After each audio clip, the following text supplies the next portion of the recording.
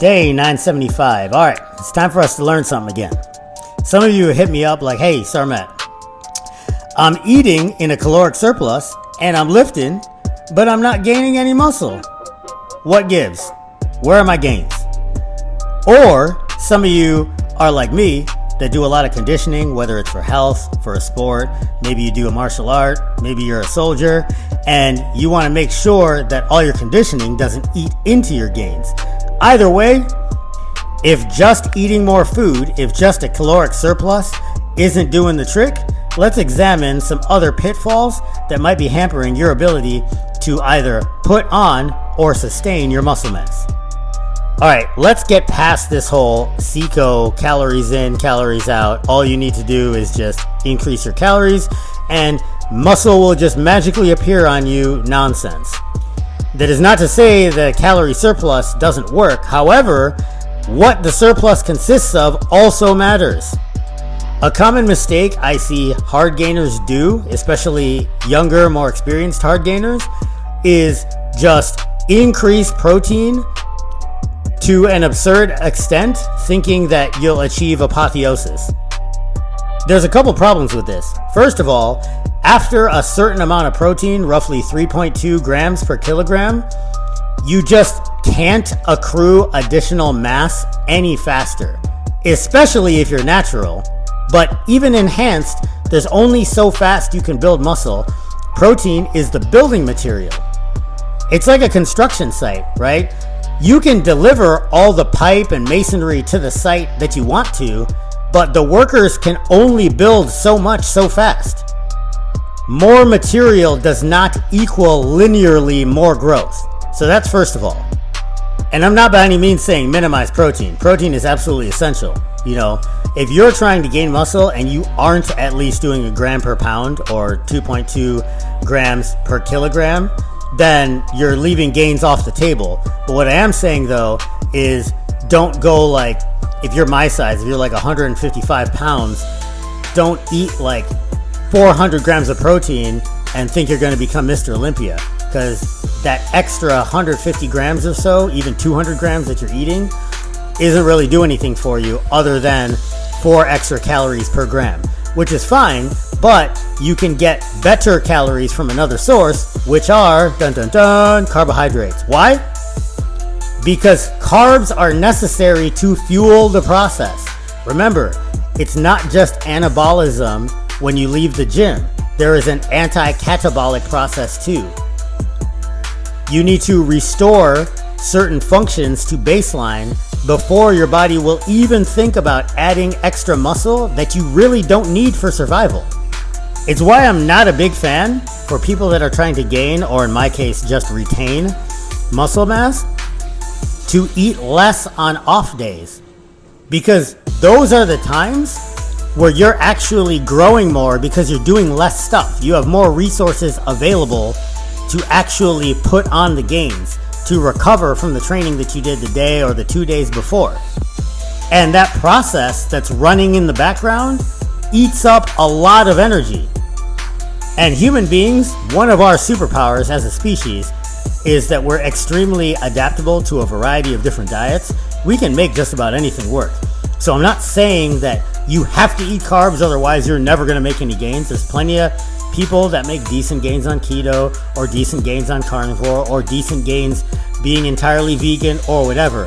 But again, we're talking about hard gainers or people like me that are doing a ton of conditioning and breaking all the rules, but somehow remaining decently muscular. The easiest way to accommodate that process is, besides having your adequate protein amount, making sure you concurrently consume also enough carbs to not only fuel activity, but fuel the recovery process as well. All right, next thing real briefly is sleep. If you want to make gains, folks, or keep your muscle, you got to sleep. And that also goes for if you want to get lean too. It's honestly the biggest lever in your recovery process. Like, you can have a kind of crappy diet and still make decent progress as long as your sleep is good. If your diet's awesome and your sleep sucks, I guess all I can say is hopefully you have great genetics, because you're kind of setting yourself up for failure. There are ways to offset poor sleep hygiene for a time, but again, we're not trying to cut corners here. The whole purpose of this video is for those individuals that are having a hard time making gains, even though they're training, quote unquote, and in a calorie surplus. These are some other big levers to look at. All right, so now we're gonna segue into the training portion, starting with, since we were just talking about recovery, too much training frequency. If your sleep is good, and you're in a caloric surplus, and you're training sufficiently heavy enough, you might just be training too much. More is not always better. Better is better. There's a couple different ways you can look at it, but one of the most useful, kind of easy to grasp concepts is that of maximum recoverable volume, which is that there is a certain amount of work that you do over the course of a given time period, let's say a week, where if you exceed that amount, no extra food, no extra sleep, no extra whatever, even if you're using PEDs, it'll just be a lot more work if you're on PEDs, will allow you to fully recover until you just like stop doing stuff for a meaningful period of time.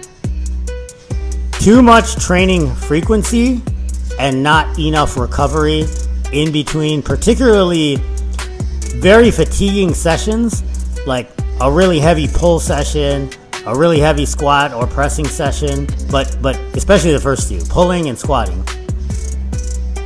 Once you get decently strong, either of those things can wreck you for several days. Sure, there are people that bench every day or squat every day, maybe, but unlikely deadlift every day. But I promise you, either they are genetic freaks or they are very advanced trainers that have spent a meaningful period of time building their capacity to that point. I mean, I do conditioning every day and lift afterwards, but it's taken me years to get to the point where I can do that and still live a normal life and not be completely wiped out. And also, I'm not necessarily trying to gain muscle. I just want to keep what I have, which is why I also apply some of these same tricks to myself. And this being one of them, when applied to myself, if things start to go sideways, I immediately reduce my training volume. That's literally the first lever I pull. I mean, other than obviously like sleep, because what is sleep and reduction of training frequency, training volume? It's fatigue management. So again, if you got a calorie surplus and you think your training's good, you might be doing too much. So examine your frequency, examine your total aggregate volume, and maybe pull back on that a little bit. See what happens. Now, real quick, the last possibility might be the opposite for some of you, which is some combination of these three things. Maybe you aren't lifting heavy enough. Maybe you aren't choosing the right movements that give you sufficient stimulus. And maybe you aren't doing one or both of those things with enough frequency.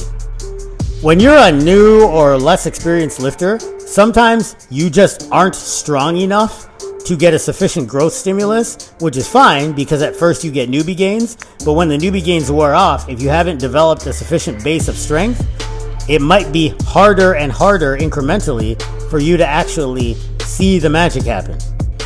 Until you get strong enough to move sufficient loads, you might have to make better exercise choices that either by merit of the exercise, like a compound movement for instance, let you move heavier weights, or because of your structure or skill level, they are just more amenable to higher volume and higher frequency. You can just do more of it, pile that stimulus on, and get results that way.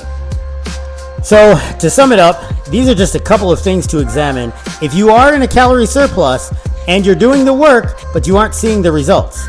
More to follow on each of these individual subtopics in subsequent videos. Like, subscribe, leave a comment down below. Discord link in the description.